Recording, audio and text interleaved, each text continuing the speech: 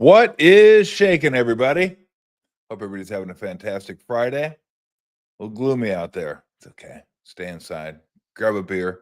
Speaking of beer, today I'm drinking Past is Prologue. It's a nice little pale ale from Sante Darius. Good stuff. I think they had them there last time I went, which was about a week ago. They still have them. Not really sure. But there you go. I just realized too, watching the opening, how many people get a chance to shove a mayor? Just like push a mayor. I got a chance to shove a mayor. Nothing came of it. Nothing. Just boom. Get off me, fool. Not sure why I did it. Man, he's from Arizona, so there was probably a little animosity going on. Oh, and the fact that he dunked on me at some point in my career, I'm not really sure. Kevin Johnson was sneaky with that stuff. He'd go up and he'd have the ball like he's going to lay it up, and then whop, he'd just punch it on you. He got a Keem one time doing that, so I didn't feel quite as bad. But KJ was a hell of a player. And when we played him, watching him and Timmy go back and forth, Timmy Hardaway, my goodness. I mean, holy smokes. Bro, somebody checked in, said it's snowing in Paradise. Oh, wow. Like Paradise the City or Paradise the TV show on Hulu? Pretty good show, by the way. I'm going to recommend that one. Just got through watching The Capture last night, season 2. Like that one too. That one's on Peacock. Remember when they told us we're going to get all the streaming services and everything's going to be a la carte and it's going to save us so much money? That was fun, wasn't it? That was fantastic. Now you're like, holy shit, look at my bill. It's like I still have cable. And then I got everything else. It's like charging me way more. Who knew that a la carte meant you know what it's like? It's like going to Ruth Chris when you're like, okay, I'm going to order the steak. What do I get with the steak? The steak. Okay, give me a potato. That's $12. What? Mixing some veggies. Can I get some broccoli? Yeah, it's $11. Can I get some salt? $1.50. I don't think they charge you for salt, but they charge you for everything else. So that's what you thought you were getting, except to piece your whole meal together. Every meal is a different subscription service, right? So if you don't watch games on Thursday night, NFL games, Amazon Prime. You don't watch Christmas Day games, Netflix.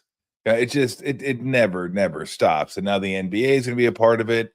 And baseball's like on Apple. How many people have watched a game on Apple? I've watched a couple.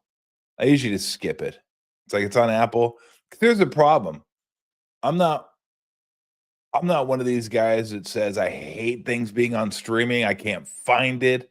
Like, I'm not an invalid. They go, I don't handle all these. Look at this remote. Oh, I can't do it. No, I mean, I can do all that stuff.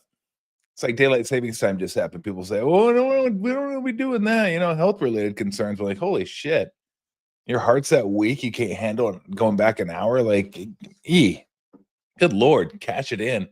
So I don't mind doing it. It's just going back and forth from like the cable to the streaming service to another stream. It does get clunky. It's not like hitting the back button where you just go back, boom, at another game, back, boom, at another game. And I got used to Sunday Ticket on YouTube. That became pretty easy after a while. But I mean, it's not a huge deal. It's just nice to be able to hit the back button, and you can't hit the back button when you have all these streaming services. So anyway, all right. I was going to start off the show. I already started off the show ranting, which I guess isn't surprising. But congrats to Stephen Curry. Wardell, Stephen Curry, 2 for hitting the 4,000 mark. 4,000 3-pointers made is just it is insane, especially for someone like me. He grew up without the 3-point line, and then they brought the 3-point line in, and guys were leading the league with like 80 3-pointers in a season, like Mike Bratz, and I don't know if Sunvold ever led, but Sunvold was up there. Like, you'd have your like 6'2" white dude come in off the bench and shoot like a 3 a game, and that would be it. And everybody gets so excited that guy was he's shooting a 3. Oh, Marge, come here. They just shot a 3-point shot. Here, I'm going to rewind it. Oh, no, I'm not. It's 79. I can't rewind shit in 79. Sorry, you missed it. Now, I talked about things that were better back when I grew up, better now. That is definitely better to now, or definitely better now. I can pause stuff. I can rewind stuff. I can record stuff. You know how I love recording my stuff. But look at this list. 4,000 3-pointers made. Harden next, 3,127. And James Harden has played in, 122 more games, if my math serves. Ray Allen, 2,973. Third, Lillard, 2,794. So you can get the whole list. And look at that. I mean, Allen and Miller were it. Allen and Miller might not end up in the top 10. They won't end up in the top 10 when all's said and done. I mean, LeBron is there. You want to talk about less of a 3-point shooter in the top 7, you won't find one. I mean, and he's gotten better as his career's gone on, but he's like, that's about the last thing you think about when you think of LeBron is 3-point shot. It's the first thing you think about when you think of Steph. And I love when people come on to defend Steph. Oh, why does everybody say Steph's the greatest shooter of all time? He's one of the greatest players of all time. That's selling him short. I mean, he doesn't need your help, okay? And look, the 14 people that are watching you don't care. They're just like, just move on. We know he's one of the greatest players of all time. People say he's the greatest shooter of all time because he is, and what he does is stunning. The way he shoots the three, I think that's really kind of been the Steph innovation, not just the 3-point shooting, because that was coming before Steph. The way he's done it. I mean, all the different threes he can get up, right?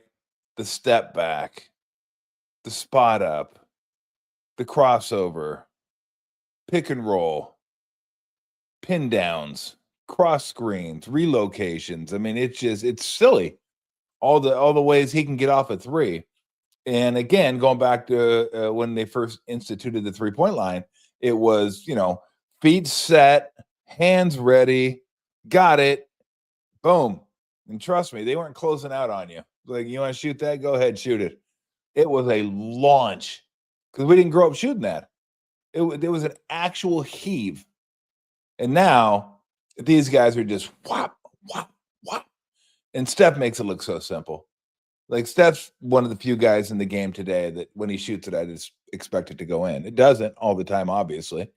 In fact, it goes, he misses them a lot less than he makes them. If you make 42%, you are a hell of a shooter. But here's the thing about Steph. He's not only a great percentage shooter, he is a volume shooter too. That's the amazing part, is he doesn't shoot 42% on 5 threes a game. He doesn't shoot 40% on 6 threes a game. This guy's shooting 40+% on 10+ threes a game. I mean, he's getting them up there. To be a volume shooter and a high percentage shooter, incredible. I bet you if you go back and looked at Harden, his 3-point percentage throughout his career, it's 35. Like, he's a volume guy. He's a volume guy. Ray Allen is a marksman, but they didn't shoot as many. That wasn't the game. Lillard's kind of a little bit of both too. I don't know how much longer he's going to play, but I suspect he may end up being number 2, depending on how long Harden plays. But it's hard to be a volume guy and a percentage guy. And that's what Steph is. I mean, I was watching the game. I was there last night watching him play, and Keegan Murray was top blocking him the whole that one. I always got to be real careful. Like, when you're on the air, you don't want to let a cock blocking slip. Like, when you're on, like, doing the game. Oh, Keegan Murray's cock blocking him. Well, he's what at him? Oh, yeah. No, top blocking him. That's what I said. Which means you're guarding him on the opposite side. You should be guarding him. Usually it's bucket, you, man, right? Basket, you, man. You stay between the basket and the man. But with Steph, you play the opposite way. So if he wants to go back door, it's open. But you're trying to keep him from coming out and shooting a 3. And Keegan Murray did a really nice job on him last night. I think he only had, memory serves, 2 threes last night. And the one he set the record on, didn't set the record. He's had the record forever. The one he got to 4,000 on was a scramble play. It's just flat out scramble play where somebody went for a steal. They missed it. and then they had to help and then pass it to Steph, and he got up to 3, and it was 4,000. But well, I mean, just a brilliant career that's still going strong. I think he gets to 5,000. I think he gets to 5,000. I mean, you think 3 a game, the way he's playing right now, he's probably got 2 good years of 300, right? And then you can hang around for a few years and be a shooter and be kind of an off the ball guy, and he's still going to be able to shoot. So I think he's going to get to 5,000. I think that's where it ends up. In fact, if I had a bet to make, I would bet over 5,000 3-pointers, which is just it's an insane number. It's an absolutely insane number. And so I mean, congrats to him. I don't want to turn it into a Steph Curry tribute every other show. I could, because that's how special this guy is. But again, they're lucky to have him. Great face of the franchise, great ambassador for the game, and just a great, great, great player.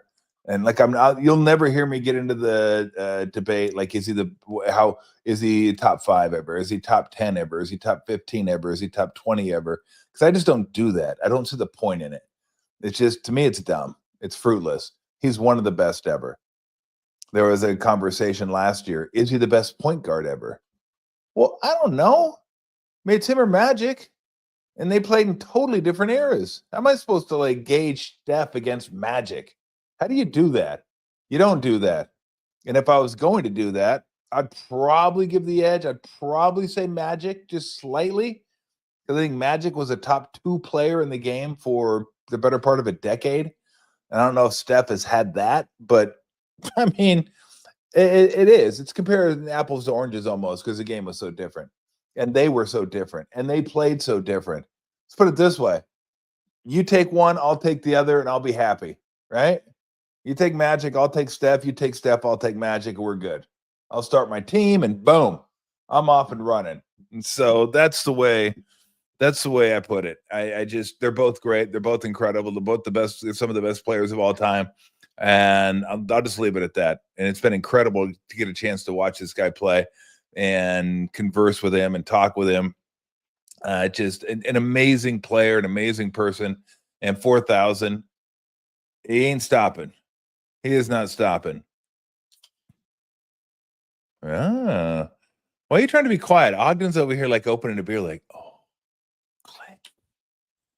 What are the beer police coming or something? They're going to get you? I never understood the fascination with round numbers. 4,003 is that much better than 3,999? I mean, it sounds better, I guess, but is 500 home runs that much better than 499? 300 wins that much better than 299? One more. Who cares? Not that big a deal. I never had that fascination. I just thought that's a lot. That's a lot, and that's worthy. I wouldn't think differently of a player if he had one more home run. 499 to 500. Oh my gosh, one home run, not that big a deal. But everybody loves their round numbers. Maybe because we love round stuff. Maybe because we love the Fibonacci sequence. I don't know how that fits in. I really don't. All I know is I wanted to get Fibonacci sequence in there somehow today. And I'm not even sure why I wanted to get that in there today, because I was thinking about it today. And it's pretty cool, actually. Go look it up. I won't get into it.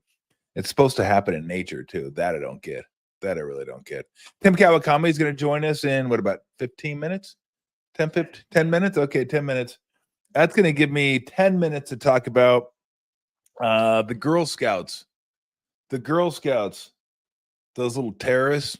I mean, every time I walk into a store now, you walk into a store, you just want to get a loaf of bread or some soup, and there they are. Excuse me, sir. Cookies? I don't want your cookies. I already got cookies. You're hitting me up again.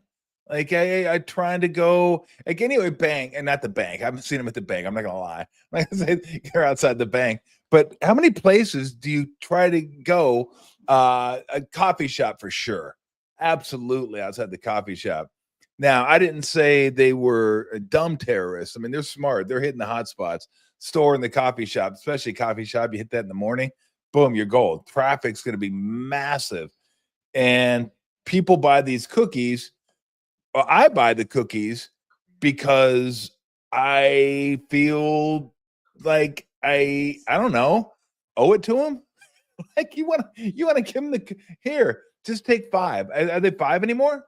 Or are they 6? I don't know what they are. They used to be 5. Like I just, they're Girl Scouts. They're cute. You're watching. You're like, I give you here's 5.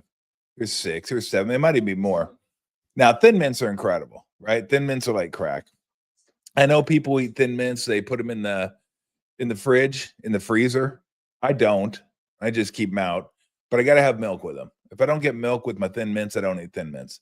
In fact, one time I put the Thin Mints in my mouth, let them dissolve a little bit, went to the fridge, opened it up, no milk, spit the cookies out.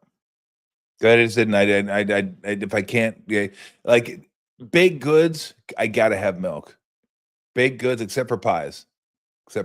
Because pies sometimes you don't, there's not that much crust on the pie. So I won't go milk. But cake, don't eat cake a lot. Got to have pie. Cookies, gotta have pie. Gotta have milk. Cake and milk, cookies, milk, gotta have it.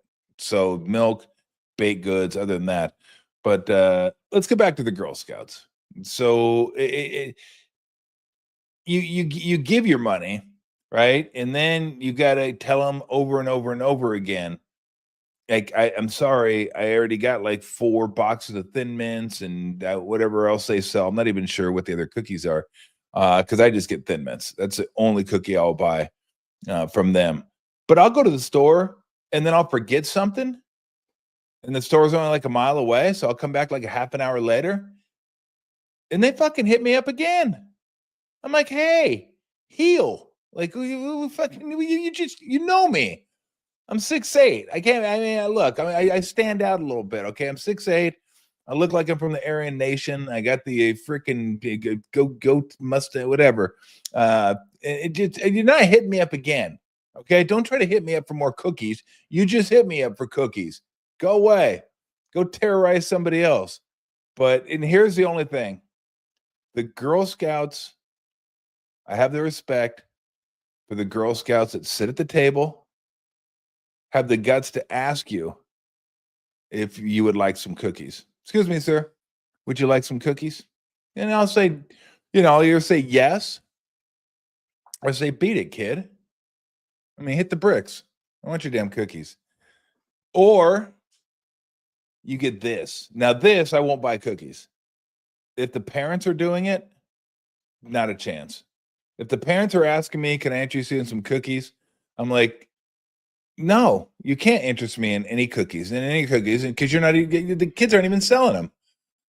Look at those little hillbillies running around out here. And like, you're selling the cookies?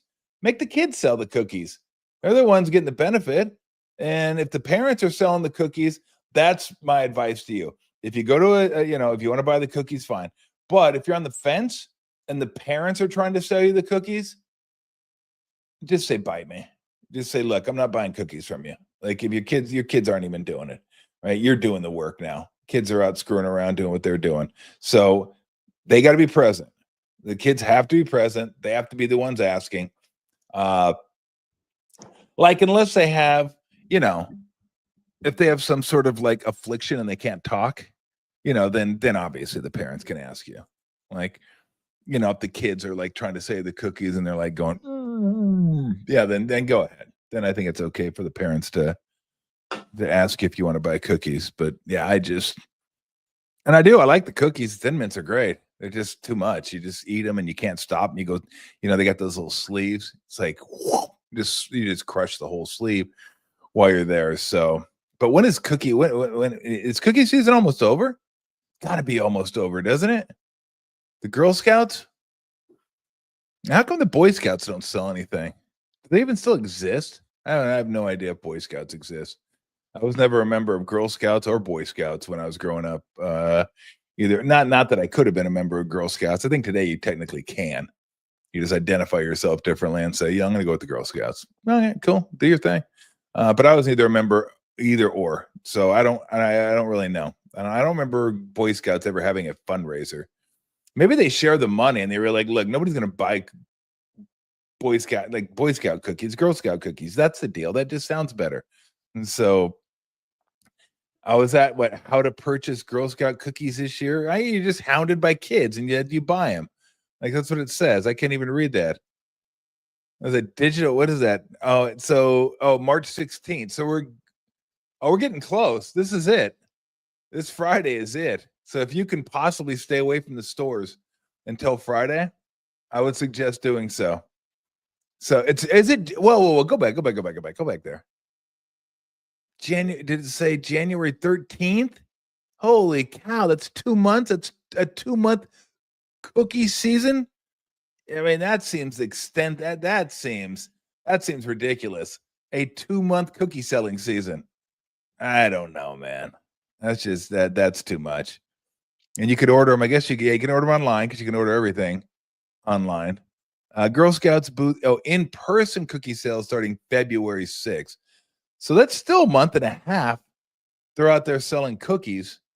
And about Girl Scouts of Northern California, they have been implicated in terrorist activities. No, I didn't say that, I don't think. But they are. They're little terrorists. We got 3 more days. 3 more days. No, I'm just kidding you, girls. No, whatever. Just give me your damn cookies and leave me alone. They used to come to your door, though. Then at least they don't come to your door anymore, right? Because that's really putting the pressure on you, you know. Excuse me, sir. Would you like to buy some of my Girl Scout cookies? I mean, at that point, you're kind of stuck, too, especially if your wife's standing behind you. Yes. Oh, she's so cute. Oh, look at her. Look at her. Buy cookies. And then you end up buying way more. Who throws cookies away? Because you have so many. You have so many. Don't they have some like stupid, like the macaroon ones or something? Those things are, I hated those ones. They got some peanut butter ones. I think they have lemon. Like lemon weren't bad. Lemon wasn't anything lemon. I'm usually okay with.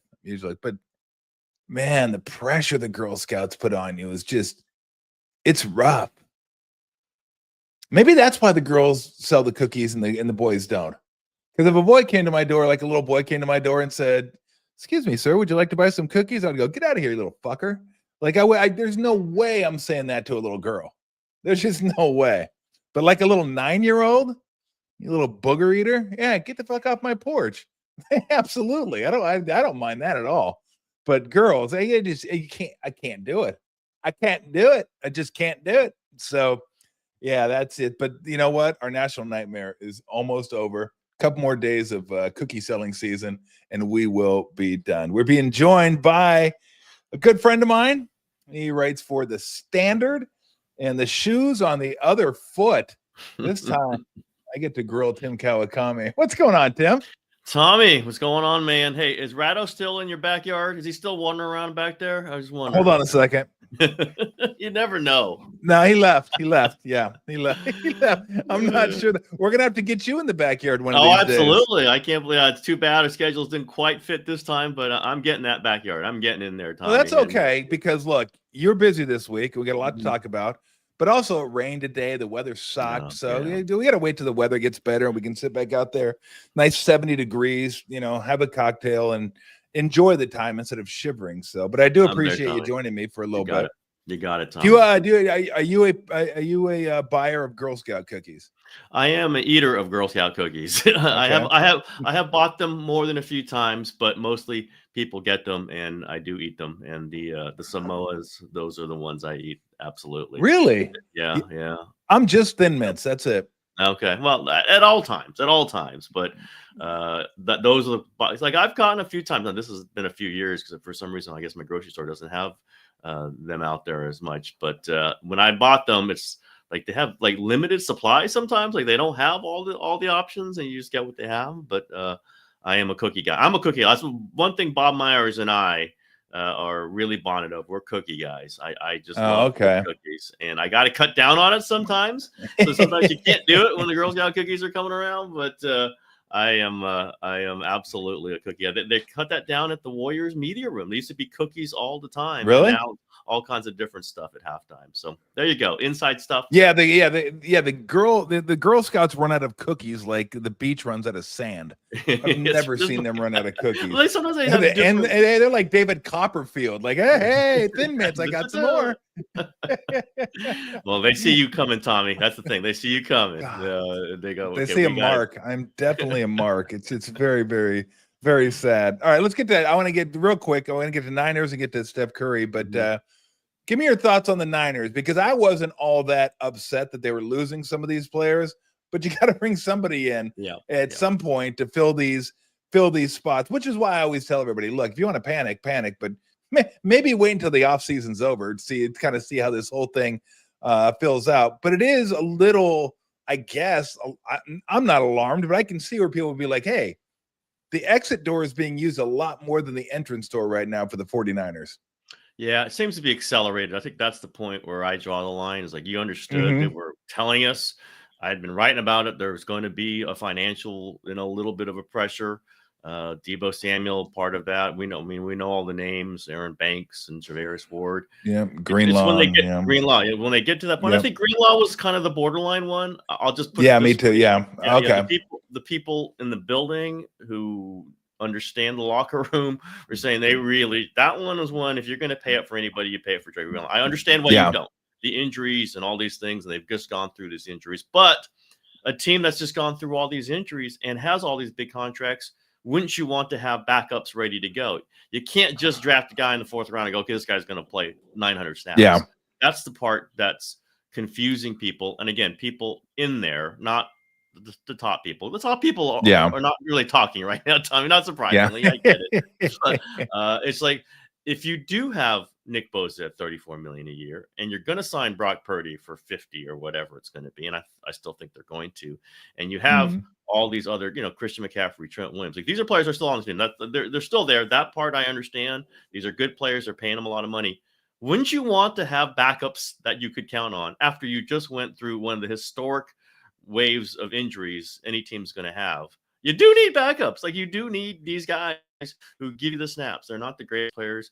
They're not the guys you're going to be in the Pro Bowl, but they can give you productive snaps, 300 of them, 400 of them. You can't just go, I don't know who's going to be the left defensive end. I don't know who's going to be the backup. I don't know who's going to be the left defensive tackle. In football, I know coaches and I know personnel people. This is not how they normally plan it, Tommy. Especially if you're trying to win a Super Bowl. And I don't know that the 49ers are trying to win a Super Bowl anymore, which is a sad thing for where they've been and for the credit that we've all given them. They've paid up to get this roster as ready to win a Super Bowl as they can. They have not done it. Understood. They went 6-11 last year. Understood. Very expensive roster. I think we all were saying logically you can pare back. You don't need to be top 3 after being 6-11 with a bunch of guys who got injured. But you do need a baseline, right? You do need some amount of people coming in to say, okay, we can field a defense that's acceptable and maybe can be good if certain things hit. If certain things hit now, they're still going to get hit by injuries. You're still going to be thin. Where do they go from that? This is, I think, the issue. It's the extent of it. It's pushing this beyond like even a reduced level to now a bare bones level to where are they going to go? That I understand. Coming from where they used to add every year, Tom. They did used to add, and I gave them credit for it. Well, here, if you give somebody credit for adding, then how can I say, oh, it's great that you've just subtracted like time? So there's got to be, it can't be everything's great. Everything can't be great. I know it is in some places, but every decision you make, if it's the exact opposite, can't be great. And that's the moment where I think in with the 49ers. If you went one way and you have many of the same players, now you're going the exact opposite way. My guess is I don't think those players are too happy about it. That's just I don't know this. I can't imagine the guys who've been in there and lined up with all these, with all these players next to them are thrilled that they don't know who they're going to be lining up with in the next few years. Yeah. I mean, look, the way I looked at it, I think as a whole, it's alarming. The only one that really kind of, I thought hit me was Greenlaw, just because he was a really good player.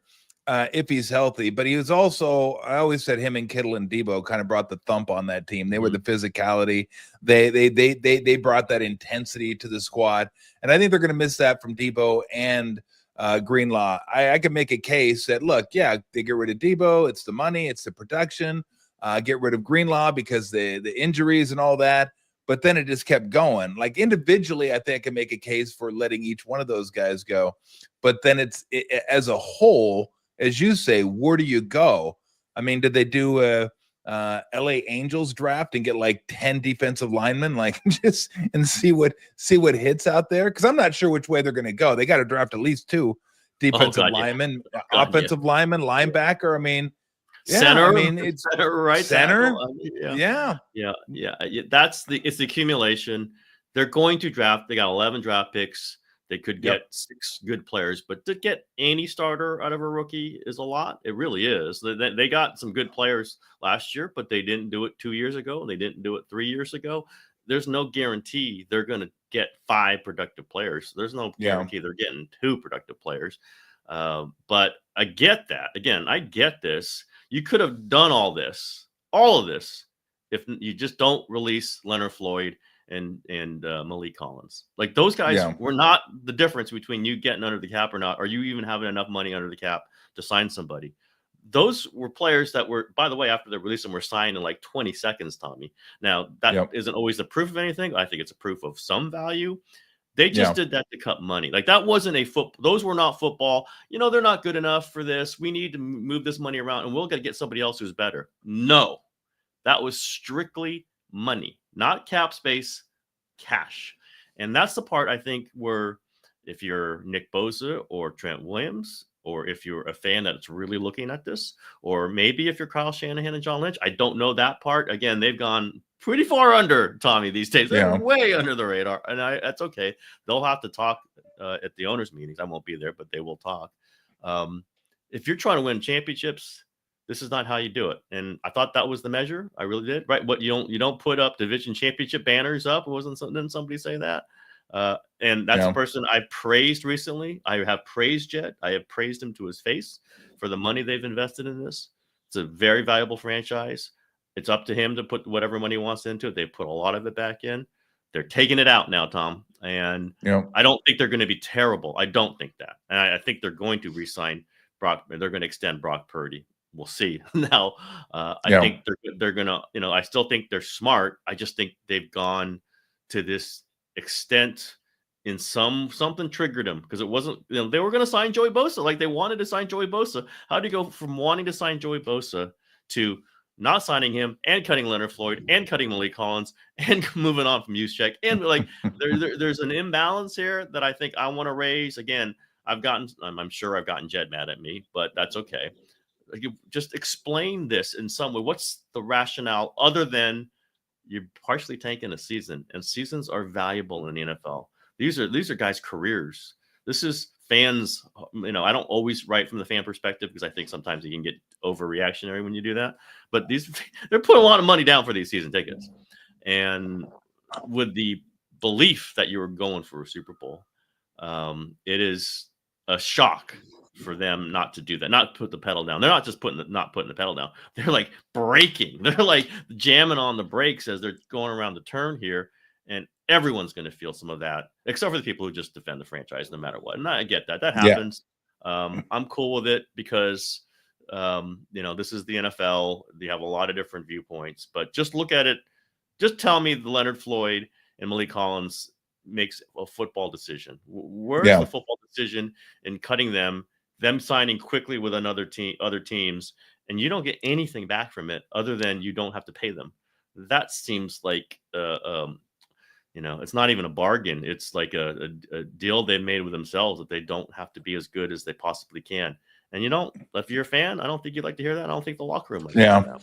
I would probably push back a little bit with the usage of tanking, because I don't know that you have Purdy and McCaffrey and Williams and Bosa and Warner and Lenore and guys like that and not think you're going to have a chance to compete. It may not be as good as it was the last couple of years, but I think you got to assume we still have some great players. You mentioned that earlier.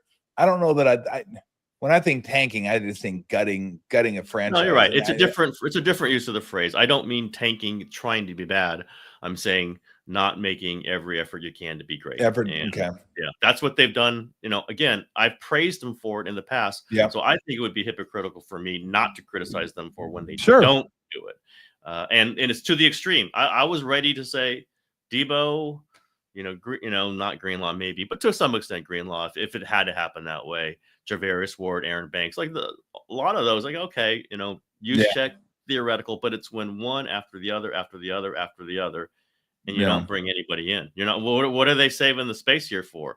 So that's, like, I don't think they're going to be bad. I'll say that again. And I think they're going to pay up to some extent, but when you're pushing all in to try to win and you don't, and then you stop pushing all in, doesn't that mean you're less likely even than you were before to win? And that's part of what we're doing here. That's why I think, the point of this is to try to put the best thing. Now, listen, the Rams model, I've written it, I mentioned it. Yes, I think that's what they're going to do. They're retooling on the fly, and you draft great and you hit some other things and you can still be good. That Rams have done it.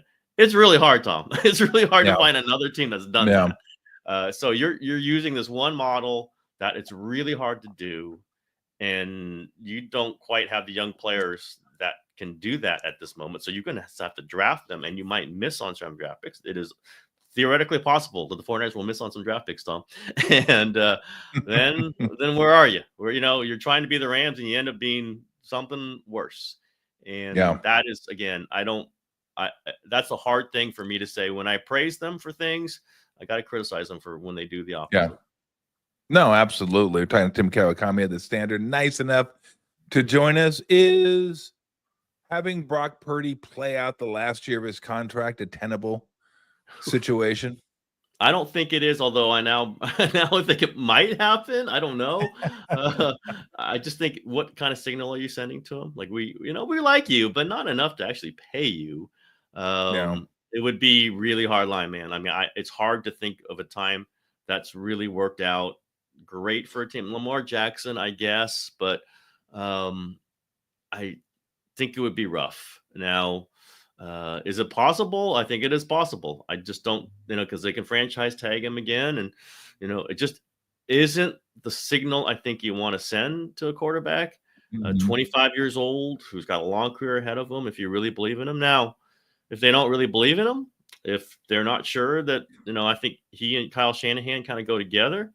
If you don't if you're not quite sure about Kyle Shanahan, and I'm not saying that they aren't, but I'm saying there are signals that they don't think they're going to win this year. So what does that say about the Kyle Shanahan regime? I think that becomes an interesting conversation. If Purdy does not sign an extension, if we hear the 49ers have lowballed him, which I think you have to say is a slight chance given what's happened recently, then we're going to have to raise those issues. Does this mean they don't believe in Kyle Shanahan? Okay, it's their right, but once you start messing around with the quarterback, you mess around with the foundational stuff with the entire franchise, is what I think. And maybe they're ready to do that. I don't think so. I think they're going to sign Purdy. Everything I've heard is they're going to sign Purdy, but everything I heard was they were not going to do this. Again, financial stress was happening, but I didn't think all of it was. And again, I don't think people in the building were expecting all of this. Not everybody. I mean, I'm sure there were people clued in on this, but I don't think everybody was braced for all this. So then that puts Purdy on, we'll see. We'll see. What if Purdy says, I don't know if I want to be a part of this? Again, I don't think that's his personality, but wait a minute here. Like, and what if there's more? What if there's more subtractions? Like, there's a chance there's more subtractions. Why? Once you start going, you kind of get the mood for it. It feels like they're just in the mood to subtract. Hey, they can fool us all, Tom, and have some incredible amount of moves coming up. Boom, boom, boom, boom. Ha ha! Yep. Look at this. Look at what we've done. They're smart. Domino. Yeah. All of a sudden, you get Jimmy Butler involved in that. I don't know if I want to play Jimmy and dominoes though. Jimmy versus Parag and dominoes. That might be a good one. But I see a Netflix special. Yeah, if that happens, I will praise them. I guarantee you I'll praise them. I do not sense that's happening though. Yeah. Let me ask you this, because I know you follow odds like I do, Mhm. Vegas odds, and this is after these are always fluid. So this is after free agency, and I found this kind of interesting. I was looking at the NFC odds to win the Super Bowl, and you had the Green Bay. I'll just pick out some of the ones that I think are probably the top ones. Green Bay Packers 22-1, Detroit Lions 9-1. The Rams were 22-1. I'm assuming Philly is going to be Philly 6.5-1. The Niners, and this is after free agency, 18-1. I think they're third in the NFC to win the championship. I think behind Philly and Detroit, unless I'm missing somebody. What are the Commanders? Washington, They're Washington 16-1. They got them by a smidge. I found that kind of interesting from where they were, and we have to go from where they were, right? They used to be last year. They were favorites to win the Super Bowl. Yep. They were even ahead of the Chiefs. They were favorites to win the Super Bowl. What do you make of that a little bit? And look, Vegas isn't always right. They could be way off on this one, but to me, that sounds about right. Like they're still kind of in the mix somewhere, but they're not where they used to be, which is top dogs in the NFC. They're probably like fourth in the NFC right now. That sounds about right. How do you see it? Yeah, they still got good players. I mean, I keep saying that people think I'm killing them. I think they're terrible. No, I don't think they're terrible. I think they got good players, and I think they got a good coaching staff. So, and they could hit the draft. They could, draft somebody great at 11 and on down the line. But I also think they're a public team, 100% public. They're so much of a no doubt more and more a public team. They are the Cowboys in a lot of ways, especially because Vegas is close to the Bay Area. You get a lot of Bay Area people going there, putting money down. The Cowboys are relentlessly got overhyped, over odds. There's just the 49ers are in that, and it's getting more that way every day. It's just an immense fan base and when you have an immense fan base, they put bets down on their favorite team to win the Super Bowl. Okay. But also, I think it's good to put in perspective. It's not like these other teams are loaded, although I would watch for the Commanders. I would watch for them. And the Lions, we'll see. They're obviously immensely talented team. They're adding. There's a team that's adding. So, team that was better than the 49ers last year and is adding. The Vikings were better than the 49ers last year and they're adding. That would scare me, but I get the odds. I understand it. Just again, hey, we react to all the numbers. I see the numbers for my stories when I write about the 49ers. Yeah. It's crazy. Like, this is a massively interested fan base that in large part is massively mad at me at sporadic moments, including right now. But that's okay. But many people are, I was said on social media. I mean, 3 people at the Warriors game, because we have to kind of walk up the stands to get to the press box and take the elevator. They're like, stop me. And they're not asking me about Kuminga. They're not asking me about Steph. They're asking me, what are the 49ers doing on the defensive line? Like 3 different people. So it's out there. It's just a massive team. So some of this, I think, they're the Cowboys now in some betting circles. Just they're a public team. People like to bet on their favorite teams, and there's a ton of people who love to follow the 49ers. We'll see. And again, I'm not predicting the end of the world. Now, the end of the world might be in a year or 2. We'll see. But I'm just saying, man, just think of it this way. The Lions are trying to get better. The Vikings are trying to get better. The Eagles are trying to get better. And the 49ers have decided to get a little bit worse. That's not a great place to be in after 6-11, after a team that was leading in the Super Bowl in the overtime, not much more than a year ago. But I get it. There's some really good players. They're getting, if they get them healthy, I'll take, Christian McCaffrey, Trent Williams, and Fred Warner, and Brock Purdy, and Brandon Ayuk. But are they going to be all healthy? Who are their backups?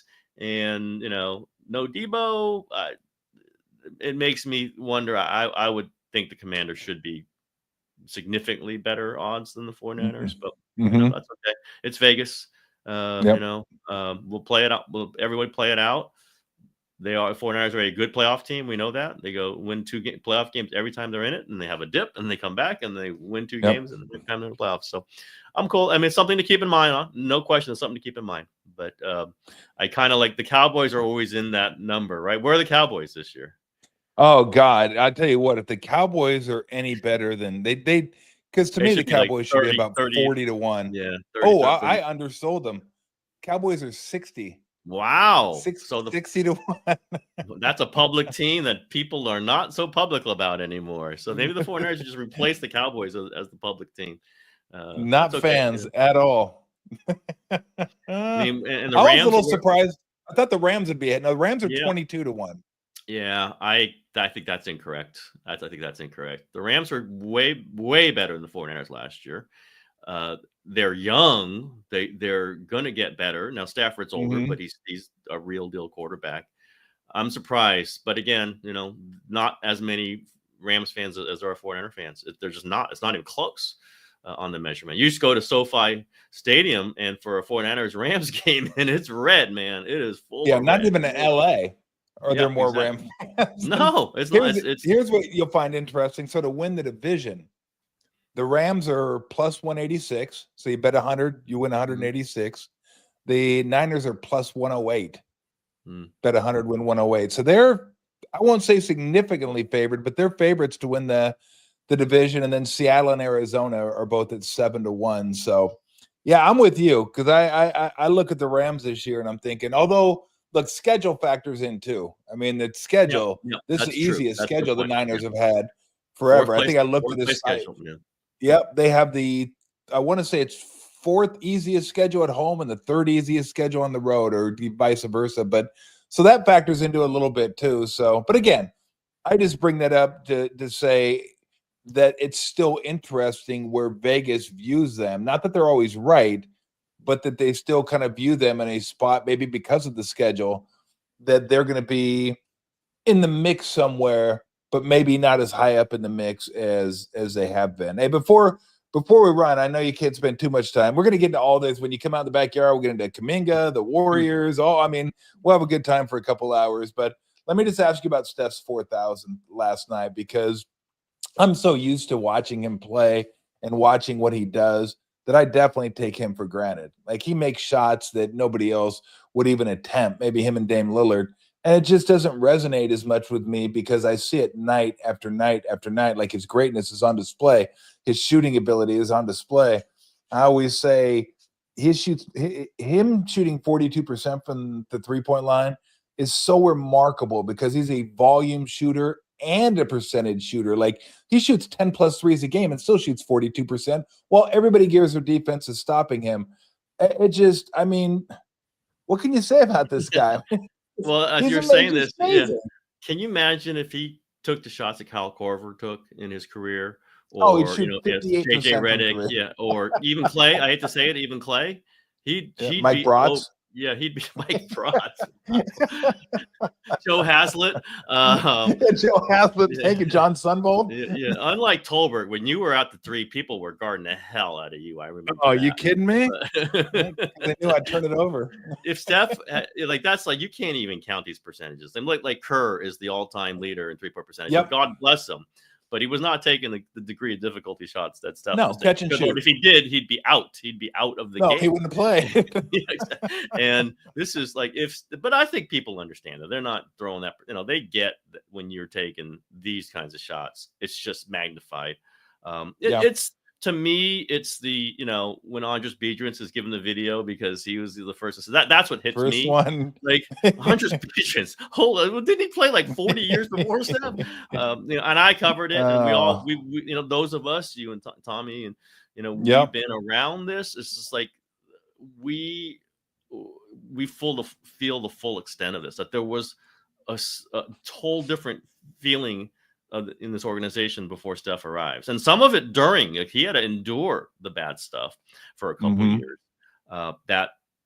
The elevation of where they were, let's just say before Steph, to where they are now is just impossible to fully measure. Like, you cannot fully state what this has meant to have him here for this long with this amount of, I would just like class. I hate to say class because whatever, but he's exuded class. He's exuded culture. He's exuded being the perfect teammate.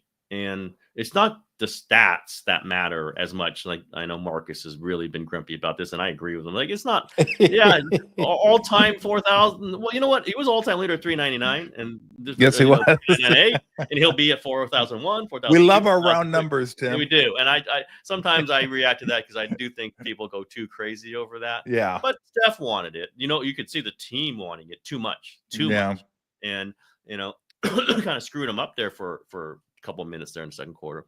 But what it means is that this is just a milestone walking around. He's a walking, talking, dribbling, passing milestone.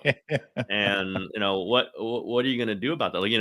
Like they're retiring Andre's. They retired Andre's uniform. That's great. Andre deserved it. They should retire Steph's like 10 times for the magnitude that he has. Like if you're going to retire Iguodala and you're going to retire Durant, obviously great player, but he was here for 3 years. Steph Curry is like, you shouldn't even retire his jersey in that manner. You should retire the whole franchise with him. That's how I feel about it. So I don't go crazy over this 4,000 thing. I don't go like, I love Curse. They asked him, how many do you think he get? He goes, 8,000. It's like, yeah. Steph's halfway there. If he really puts his mind to it. Yeah. If he gets committed once, like finally figures out how to be good. I do have a joke with my friends. It's like the newest story is that Steph is good. Like, oh yeah, but here I'm gonna do a story that Steph is good. Like, yes, I think that's kind of been figured out. That's kind of been decided. But that's all right. I've written my share of them. I'm not being sneering. I'm just saying it does sometimes. Like, hey, what are we writing today? Oh, let's write that Steph is good. Exactly. No, that's why I gloss over some of the things he does because I've seen it, and I always say this. That is a true sign of greatness when you make the extraordinary look ordinary. And he does that over and over and over again. So 56 in Orlando. Oh, yeah, cool. Nice effort. I mean, it was really good game. You move on. And that's who he is. But I agree with you. I'm not much on the round numbers.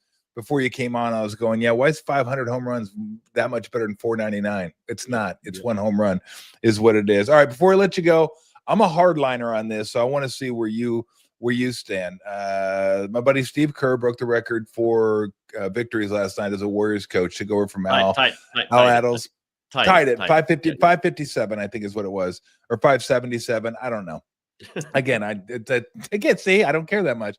But here is why I didn't care that much is that in my mind, he stole 32 wins from Luke Walton. So he's still 32 wins shy of Al Attles and 33 wins taking him over. Like Tim Roy brought it up last night. I go, no, I'm not giving him any credit for that. Look, he stole wins. He took wins. He should be in jail for stealing those wins from Luke Walton. It's thievery is what it is. It's a crime. So I can't give him the record until he actually gets 33 more wins. How do you feel? That is such a Rattle thing too. I've had arguments with Rattle. I might have an argument with you on this. The Rattle is like really, really, really, really, really into that. And I go the opposite way, having covered Don Nelson, a man you've been coached by. And love Nelly. He used to walk away from teams when they stunk. Now it did happen. So someone else should get those losses. Like you can just like, hey, you know what? I'm not. Obviously, it's a very different case with Steve. He was sick. They won this thing. It was whole setup. Whatever. But I think the rule is in place that the coach, who's the named coach, whether he's actually coaching the team that night or not, gets it put on his record because they don't want guys to go, you know what, this team stinks. I'm going to take a leave of absence. So you know what, somebody else, you wear it. Keith Smart, you wear it. Someone else, not that Don Nelson would do that. Wink, wink, wink, wink. So that's like if you put the structure in place, if you've hired the staff, if you're running your system, I am fully okay with the record being the record. But yeah, I understand your point, and believe me, I've had it shouted into my ear from Ratto over and over again. But, in the wins case, it's a better argument for you guys, certainly. Than it is the loss case. But I say you got to have the same rule. Agreed. And again, having been there for Nelly, when he would always take his leaves when the team was bad, never when the team was good. So, like, I just don't like the idea of going, you know what, this next road trip's kind of tough. We're playing at Boston and at New York. Like, you know what? Someone else go ahead and coach this team. Terry Stotts, why don't you go ahead and coach this team? And I'll come back when it's kind of like the on-off stats when you get offense, defense. So the guy who plays offense never has to be on the court when the other team is scoring. It's like, is that really great? I am not the one to endorse this, mostly for for the losing part. But as you can tell, I'm already prepared for these arguments because I've heard them and I've argued them that. Yeah, you had the bullet chambered on that one. You're like ready to go. The only flaw I can see in your argument is, look, I don't have to have the same rule. I can change rules whenever I want to. Yes, you wear the losses, you don't get the wins. Period. So I'm trying. Now if you can do that, losses, I might be. You don't get the win. Or just Don Nelson is excerpted from this rule. Everyone else just lives by it. I love Nelly. Jesus, Don's taking some time off now. I wonder why he is. Oh, it's because Anthony Tolbert is his best player, so that's why that happens. Oh, brother, we're going way back now. Sorry, Nelly. Sorry about that. I'm sure you're listening. Oh, man. Tim, thank you so much. I really, really appreciate the time. I know it's been a super busy week with the Niners free agency and all that. But yeah, once this thing settles down, would love to have you come on over, hang out in the backyard. We'll grab a cocktail and we'll go over Warriors and Niners and just kind of talk about sports. I love getting into sports history and all that kind of stuff. So absolutely. I can't wait till you can do it. That'll be a fun day. We're going to do it, Tommy. Absolutely. But great to be on with you. Thanks, Tim. I appreciate it. Tim Kawakami of The Standard. Make sure you get your subscription. That's good stuff. Tim always has good stuff. And the great thing about Tim is he makes you feel something when he writes, right? Whether you love what he says, you hate what he says, you think he's being a jerk, whatever. He makes you feel something. And that's why I've always enjoyed reading his prose. And he's fun having him. I love having him on too. He's just fun. You can talk about anything. That is so funny that I don't know if that's a notch in my belt. Like, it can't be a notch in my belt agreeing with Ratto. That can't be. Now, I'm still sticking with it. I'm still not giving Steve those wins. They're both Arizona guys. So I'm just taking care of my other Arizona guy. I'm going to take care of Luke, who is in Detroit as an assistant coach. So no, sorry. Give me 32 more. Then you can celebrate tying Alvin Adels. All right, let's take a few questions. We're going to take questions. You can let Lou in. It's the end of the day. Lou can come in here and bother us. All right, come on. I know you've been wanting to come in for the last 10 minutes.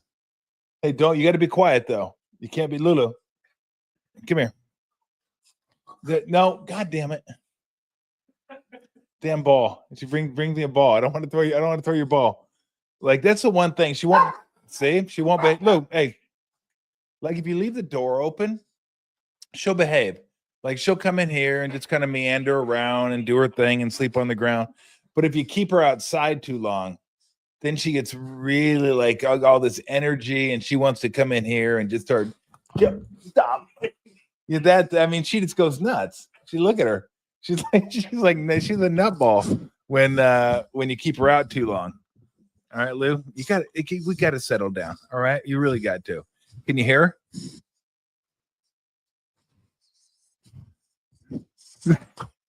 Can you hear? Hey, it's okay. Settle down. Off. I'm going to turn your off button. Never works. Here, breathe into the mic again.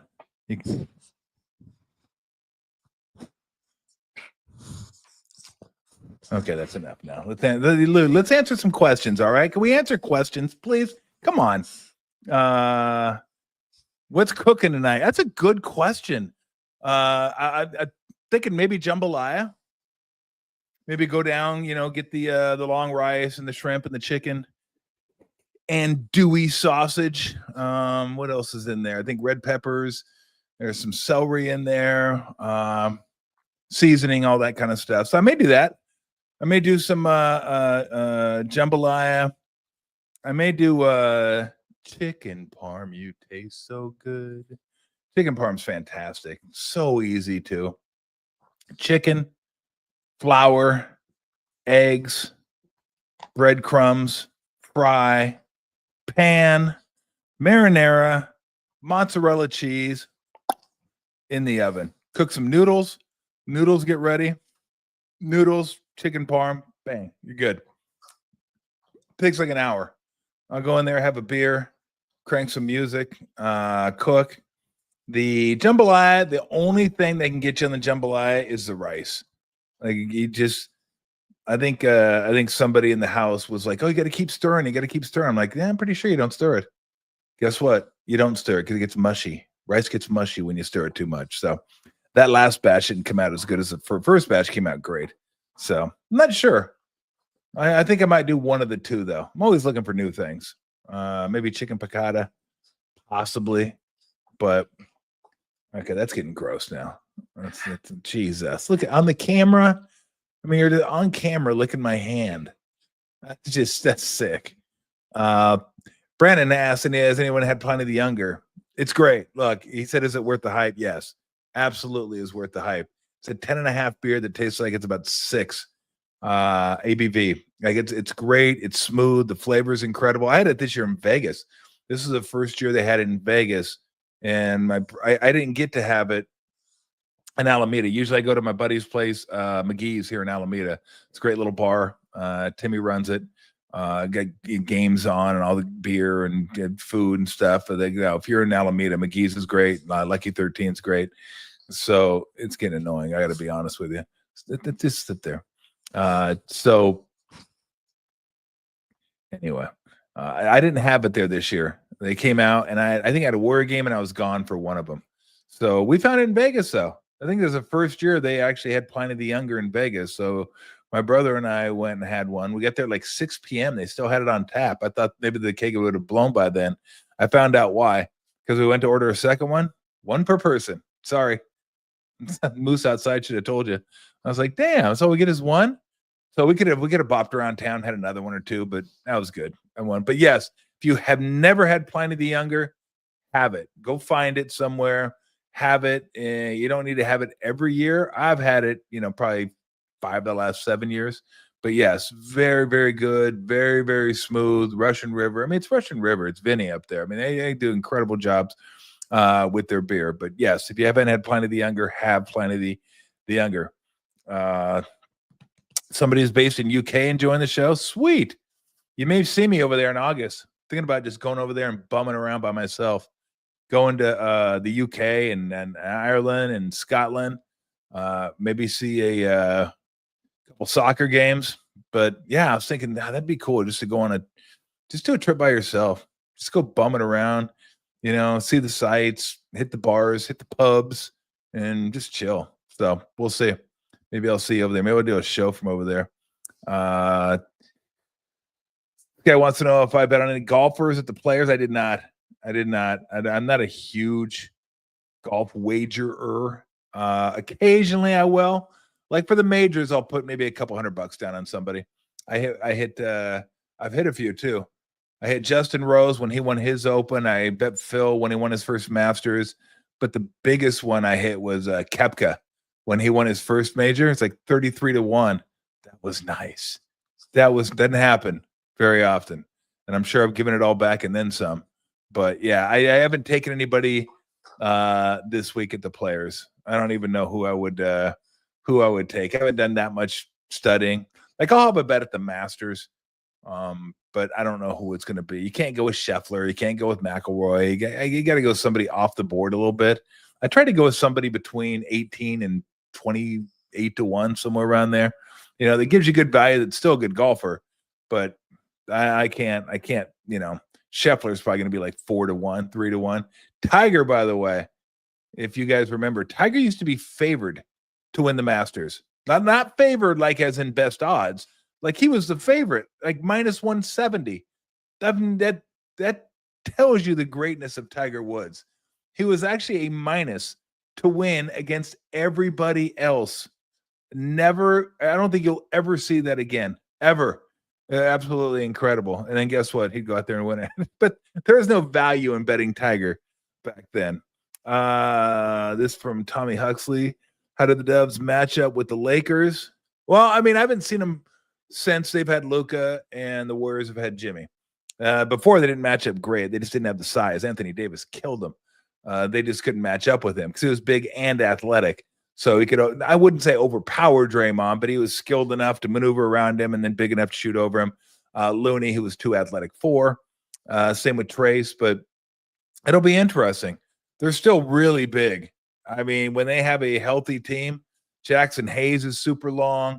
LeBron's big. Rui Hachimura big. Jared Vanderbilt big. And I don't mean like as in bulky big. I mean just long. And just these dudes that are coming out of you, they're just like woof. They're like shadows. Just wow. Gotcha. Oh, the Luke Cam. But yeah, I mean, the Lakers were playing great. They were playing great until all the injuries, Hachimura, Jackson Hayes, and LeBron. And the Warriors are playing great too. So again, I talked about it last night. I'm not suggesting the Warriors are going to win a championship. Should they be favored? Absolutely not. OKC is going to be a bitch. That team is incredible. They're really, really good. But I'm starting to warm to the idea they may have a chance if they catch a few breaks. I wouldn't have thought that a month ago, but they're playing some really, really good basketball right now. But as far as the matchups, you got to see them when they have the team they have now. Before they didn't match up with him great, but a lot of that was Anthony Davis. They don't have Anthony Davis anymore, so we will see. Rock a new era. What's Tom going to meet tacos? Yeah. So what do I get when I get tacos? Asada, al pastor, tornitas, lengua, pollo. I get the first two, asada and al pastor. Those are my two favorites. Those are, if I get a burrito, I'll get the carne asada or the al pastor. Every once in a while, I'll get shrimp, maybe, and then chicken occasionally. But those are my two favorites. Those are absolutely my two favorites. I like the spice and the al pastor and the pineapple and stuff like that. And then I got to learn how to make carne asada, like a good one, like a dried one where you dry it and everything. So if you're going to be my neighbor one of these days, you're going to see meat hanging up in the backyard, like on a clothespin, like on a clothesline, except it'll be a meat line. It's going to be, yeah. I'm going to try to get some dried out carne asada and see how that goes. I don't know. Maybe it'll go good. Maybe it won't go good. I'm not sure. Can we get Matt Kolsky? I'm guessing it's Kolsky, not Kioski, on the show. Yeah, I'm gonna go to the mall and get him on. I'll get Matt Kioski. Thanks for the donation. I mean, yeah, we could probably get Matt on one of these days, I would imagine. I don't know what he's up to. He's in Chicago. I know that, but I haven't talked to Matt in a while. Always enjoyed working with Matt. So yeah, might be able to get him on one of these days. All right, is that it? All right, here we go. We got a question. Where the cat? Yeah, the cats haven't come in here since he started doing the shows. Maybe too many people. Yeah, you got Max in here, you got Daniel in here. Maybe they're just like, it's too crowded. I don't want to go in there. Lou obviously has no problem with that. Lou has no problem whatsoever with people. The more the merrier for her. But I think the cats feel like, especially Kit. Kit's a little more skittish. She's the black one. Pip is probably more apt to come in here and hang out. Although, I don't know. I mean, maybe open the door and see if maybe the cats are rolling down the hallway occasionally, but Pippi. Nah. Kit. So Kit was talking yesterday, and that's our black cat. And she, and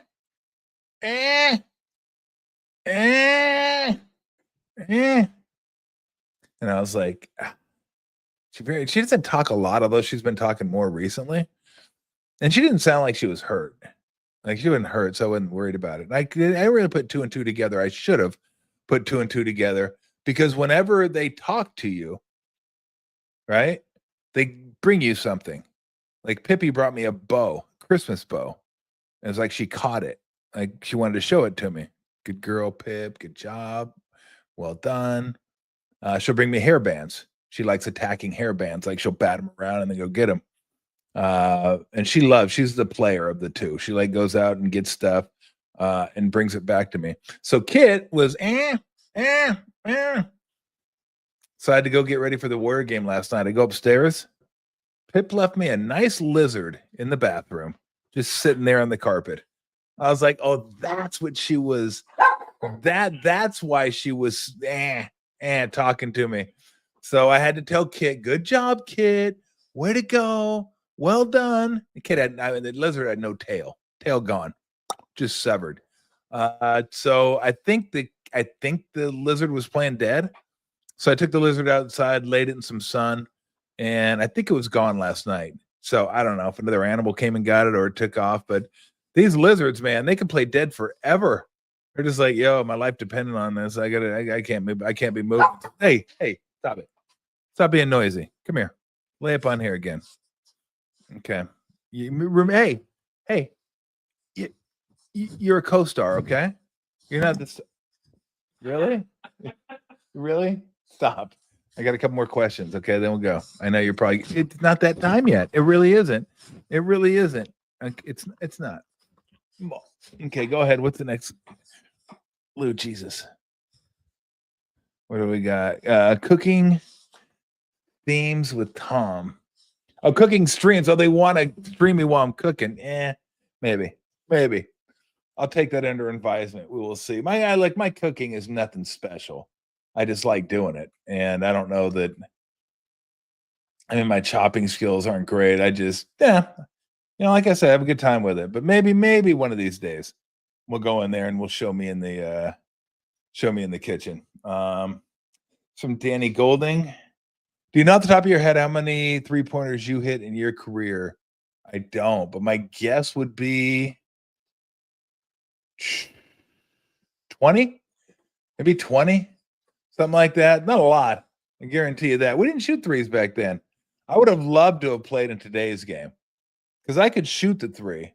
We just didn't shoot a lot of them. So I don't know how many I ended up making, but I don't know. 20 sounds about right. Maybe a little bit more. If I set the line at 20, I'd probably bet over, but not by a lot. Let's see. 3-pointers, 29. Okay. Yeah, that sounds about right. Again, I didn't shoot a ton of them. I was 7 for 21 yet 1 year, 9 for 28. So yeah. Percentage is not very good. But it's hard to get your percentage out when you're shooting like 20 a year. He's shooting like 1 every 4 games. So you can't get any mojo going. This is Jason. Jason says, Tommy, have you ever tried True Symmetry Brewing in Sweetson City? No, I have not. I haven't seen it around here. I haven't seen any of their I don't know if they distribute down here. Maybe they do. But True Symmetry, yeah. Okay, I'll give that a shot if you're recommending it. I mean, you didn't recommend it. You just said if you tried it. Maybe it's not good. You're just like, I just want to know what you think about it. But if you recommend it, then I'll give it a shot. This is from John. Tom, did you have a big chicken IPA? No, I missed it. I missed the big chicken from Hen House. I've had the big chicken before too, and they say big chicken, they mean big chicken. That's a big beer too. That's close to 11. But now Hen House does a great job. They're not as readily available down here, but I do enjoy Hen House, and I know the guys that I used to work with at KMBR, Tim and Brian, we'd always go out and get Hen Houses, and they still are not, but Big Chicken, and they still love Big Chicken Day. Big Chicken Day. They go out and get their big chicken. So yeah, Younger was coming out, and then this was, I think, I don't know if they're answer to it, but hey, let's have a day of our own. We'll release a triple IPA. But and I love the name. And I love the name Big Chicken. Big Chicken. It is a great name. I do enjoy that. And again, I had it about 3 years ago. Good. It was good. That was a long night for me though, because that was the night we went and had Pliny the Younger, and then we walked down the street and had Big Chicken. Oof. Well, the night wasn't terrible. The next morning was rough because that was a lot of big beer. So I probably had 3 Youngers and a couple chickens, and man, 10.5 beers. That's rough. All right, he says I highly recommend it. All right, I will give it a shot if I see it. We got any more? That's it. We're good. All right, everybody have a great weekend. Remember, I think you have 2 more days of terrorist activity in front of the stores, so you should be good. You won't have to worry when you go to the store. Like, do you do what I do sometimes too? You're just like, God, I'm going to tell this. I've never done this, but I'm going to tell this story. And you guys, there's going to be some people out there that are like, man, you hang around some messed up people, because this is messed up. Because when I go into the store, I like avoid them too. Like I'll just like look up in the sky, or like drop something on the ground, pick it up, and then run in the store, like dart in the store real quick, so they can't they can't see me, and I'll walk to the other end of the store so I can avoid the table. Right? I'll go other end of the store, walk around. They don't see me, and then I'll walk out in the parking lot about 5 cars and walk around, just so I don't have to go. No, I got cookies. I don't want to buy your cookies, then this is why I'm going to tell you this story, because I thought of this. They'll go, hey, would you like some cookies? And you just like act like you got headphones in. No, no, just sell. Yeah, sell. Wait till it gets to 19, then buy. Okay, sell. And then you just like walk in. But my buddy did this, and I'm just going to warn you right now. It's not graphic, it's not vulgar, but it is wrong on a lot of levels. And I'm definitely not giving you his name, but he used to fly in Southwest, like a lot of us did and do. Can't believe it. You got to pay for bags now. In about 2 months. What's up with that, Southwest? So, and he used to do the pre-board as I did. But my reason for being on pre-board is I'm 6'8".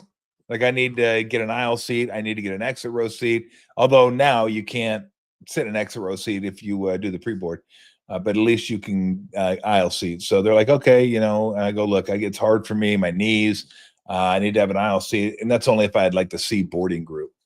So my buddy, who's not as tall as me, not even close, maybe 6'1", would board Southwest, and he'd get in the pre-board. And he'd get in the pre-board, Southwest, now boarding pre-boarders, blah, blah, blah, blah. And he'd show him his thing, and he'd just start walking down the aisle. And this is back when you actually had the cardboard, like boarding pass. You had to hand it to him, and he walked down the boarding pass. Oh man! So he'd be a pre-boarder, and he would hand it to him, and nothing wrong with him. Like, he's just walking down the aisle, 6'1", whatever, and they'd call to him, "Excuse me, sir. Excuse me. Excuse me, sir." He just keeps walking. Doesn't pay him any attention whatsoever. Just keeps walking. "Sir, excuse me." Because obviously the guy, why is he getting him? Why is he pre-boarding? He shouldn't be pre-boarding. They're chasing him down the thing. Maybe not chasing him, but fast walking. "Excuse me, sir. Sir. Excuse me, sir. Excuse me." Just keeps walking. Keeps walking.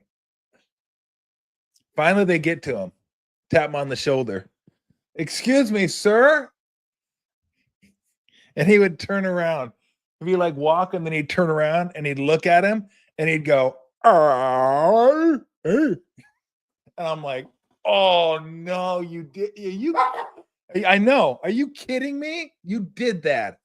I was so appalled at him.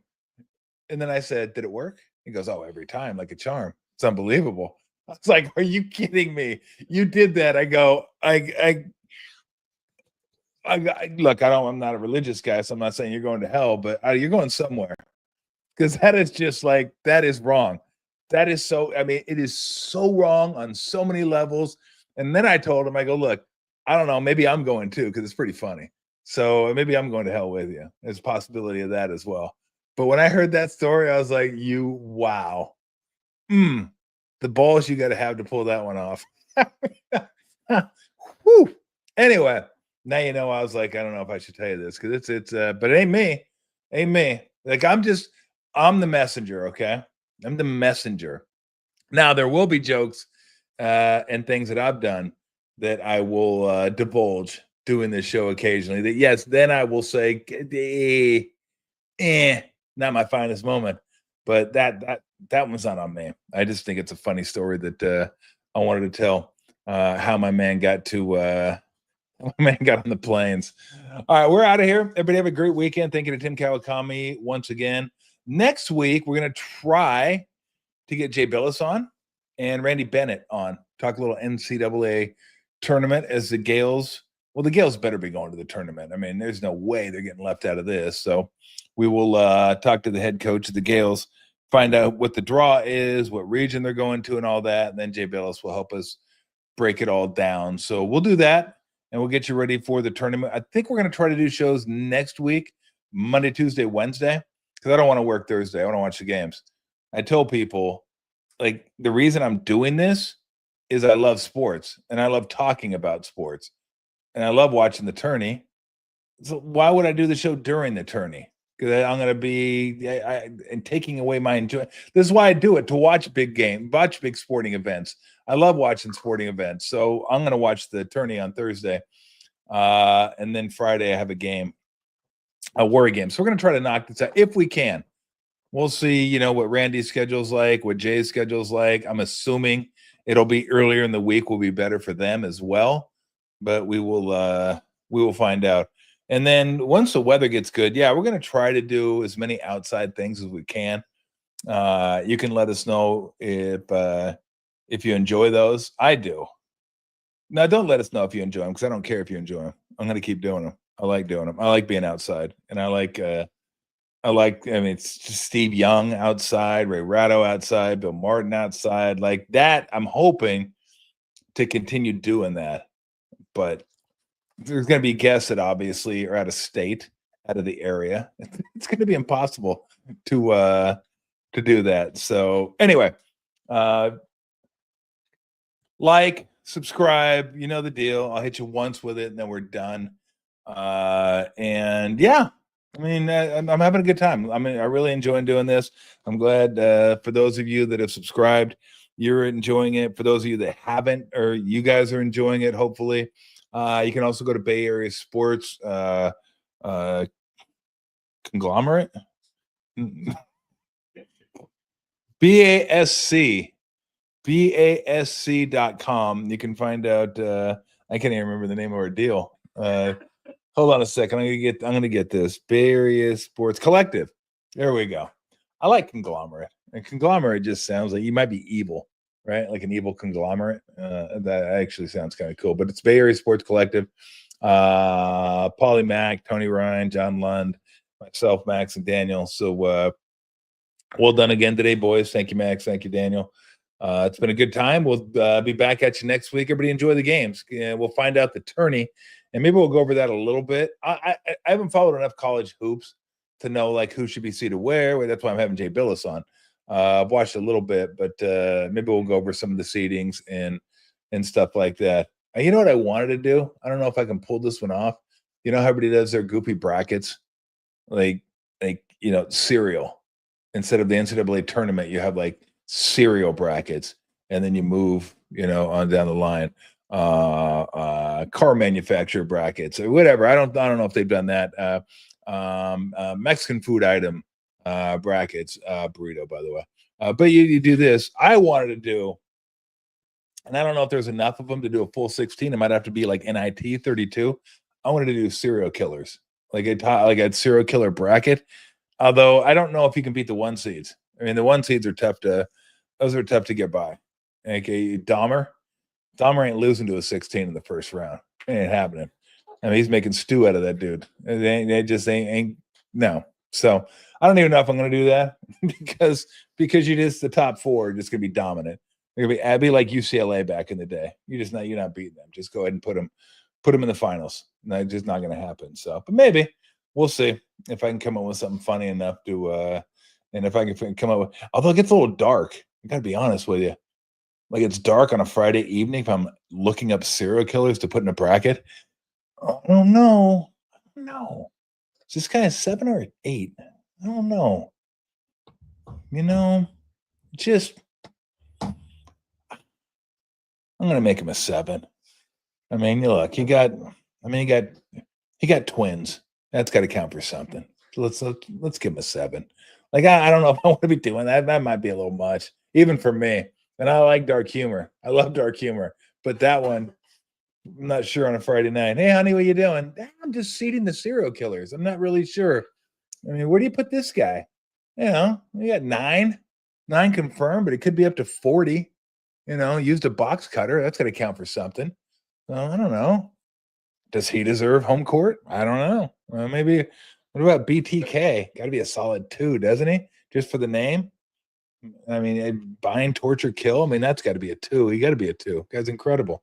So, anyway, yeah, I don't know if I'll break that one out. Maybe I will. I've been wanting to do it for like 20 years, but I don't know if I can. This is the format to do it, though. Like radio, I was like, I'm not going to be able to pull this off on radio. Joe Smo says Jack the Ripper. Yeah, Jack. I mean, I don't know how high Jack is going to be, but he'll be on there. Absolutely.